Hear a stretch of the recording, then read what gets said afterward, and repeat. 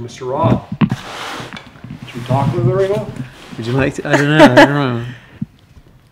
don't know. We can do, yeah. So, let's first talk about one thing.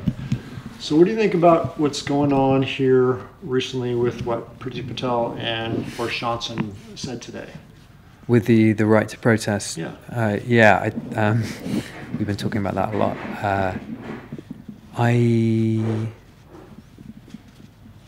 I don't know. I think it's really hard to have an articulate response to something like that, because it's the fundamental human right to protest. It's been recognised as a human right by the United Nations, by so many nations around the world, as an important part of being able to listen to what the people are really feeling. And so the country that's meant to be a democracy should be, to some extent, led by a representation of the will of the people. And so if you stifle that kind of, it's not even free speech, it's just free movement, it's free expression, any kind of expression. It's like a whole nother level that's really, really hard to fathom. And it also feels really disgusting because of using the lockdown, using the virus as the reason for doing that. Because clearly, if schools are allowed to be open, if so many other things are allowed to be open, there are ways in which people, if they are allowed to develop their own responsibility, can protest and speak and move and express themselves freely, and that's absolutely necessary for a democracy. So I don't know. It feels really ugly and difficult to articulate a response to it, but I hope there will be a response. Do you want to say anything? Yeah, just to add that, particularly when it's people like Boris Johnson and Priti Patel who have put us in this situation, who have put us in a situation in which this lockdown is so unbelievably overdue. Everyone's been calling it for months, and we're now in a situation where we need a hard lockdown. It needs to be longer than it was before, and they're having to restrict the right to protest. And there are going to be a lot of people who are going to come out on side of that, because nobody wants any more people to die. But they put us in this situation. We shouldn't have to be in this situation, and they shouldn't be taking it out on, as Rob said, our fundamental human right to protest, to express ourselves. I think, guys, right now, I think this week is going to go down as one of the biggest weeks in history. I think what's going to happen is the American election, and regardless of who's going to win, it's going to kick off in the United States. Definitely. And then you have Boris restricting people's rights to protest too. And what do we have going on Thursday? What is Thursday? This Thursday? Yeah, what is this Thursday? Well, this Thursday in the UK is lockdown. It's the new lockdown date. It's also the anniversary of the gunpowder plot, when a group of people tried to burn down Parliament. Yeah, it's a big date. And like we saw in 2017, every year there's something that's kind of crazy happens in Parliament Square. And with the restriction of people's rights right now, and what's going on in the United States, Black Lives Matter, what's going on in Nigeria right now, what's going on with SARS. Yeah. I feel like it's potentially could be, this time next week, we could be living in a different city. Yeah. Well, it's also, a few weeks ago there was the creatives were protesting, not even weeks ago, a week ago, the creatives were protesting the furlough scheme because of how the creative industry has been really, really sort of decimated by that, and self-employed people have been finding it really, really difficult. And that, again, protest is there to facilitate that. Protest is there to facilitate people being able to speak about when things are being done that are unjust, that also otherwise, how is the government and how are other people in these cities, in these nations, meant to hear the tensions and the things that are going on with other parts of the population, other divisions of the population? And so exactly what you're describing going on in America right now, whatever happening, there's going to be some kind of kickoff. Well, we're talking about levels of division and nations that are clearly not hearing each other, not listening to each other. And we're taking some of the fundamental ways in which nations can talk to each other, which is through protest, which is through getting out on the street and demonstrating and mixing. And obviously that can maybe should be limited because of COVID, but it can be limited in a way that is, again, conducive to free speech. It's really easy to do that, and a rule of two is absurd. What do you think needs to happen?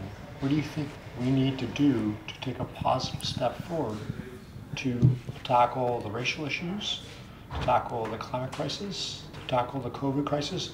What, in your mind, needs to happen so we can have a government that's functional?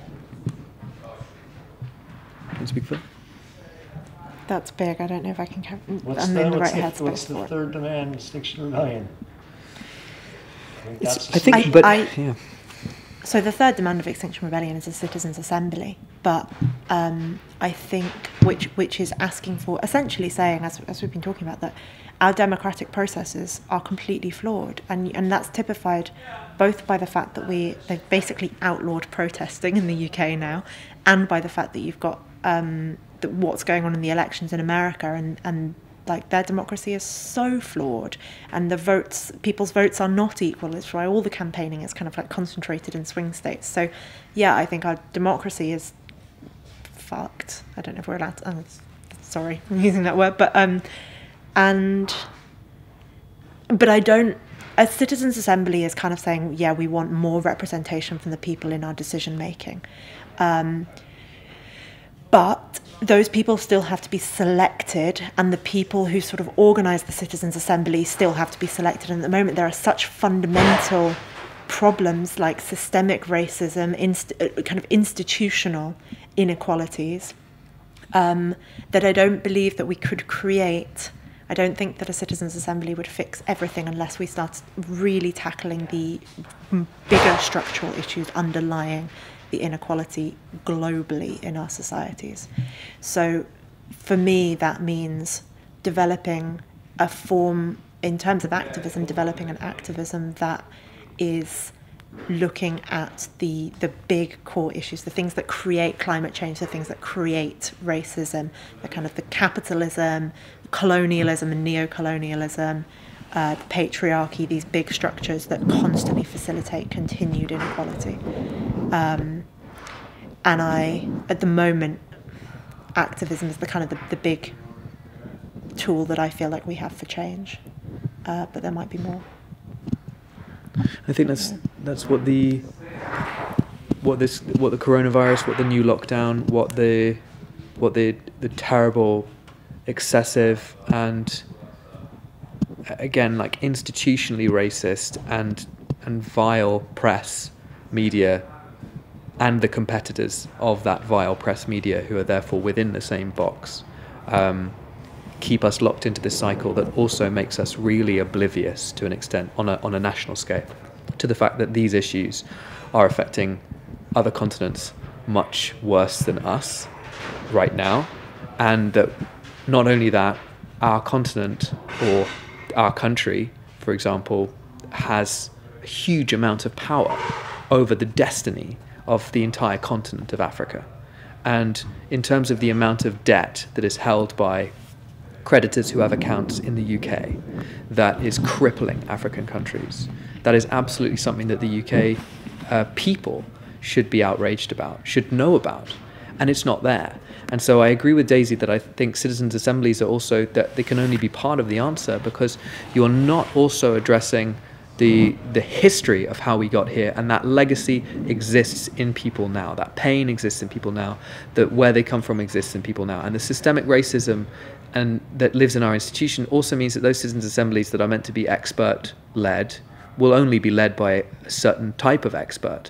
It's the same way as, history is written not just by the winners, but by the winners who like to write things, which was sadly the case for a very, very long time. But that doesn't need to be the destiny of the world. And I think if we were to make that radical decision to actually try and heal some of the wrongs and the rifts that live between us by reparations, by cancellation of debt, which is an absolutely possible demand. It's a simple demand in many, many ways.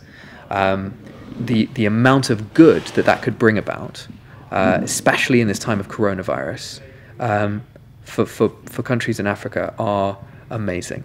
And we're working with an African group at the moment, and one of them had a COVID scare and had to spend the entire day on the bus to get to a hospital, only to find out that at that hospital they've run out of testing kits, and they've gone home another day to self-isolate. So it's a completely different scale. Because these are countries that are having to spend more on their debts than they are able to spend on their healthcare and on their COVID response. And on their people, because still then the debts and the money never filters all the way down. Yeah. And they have very, very little other choice often than to protest and to overthrow things. And that's part of why it's a human right and must remain that. And in these sort of apparently stable, especially Northern Hemisphere countries, to deny protest sends a terrible, terrible message to the rest of the world. Thanks, guys. That's great.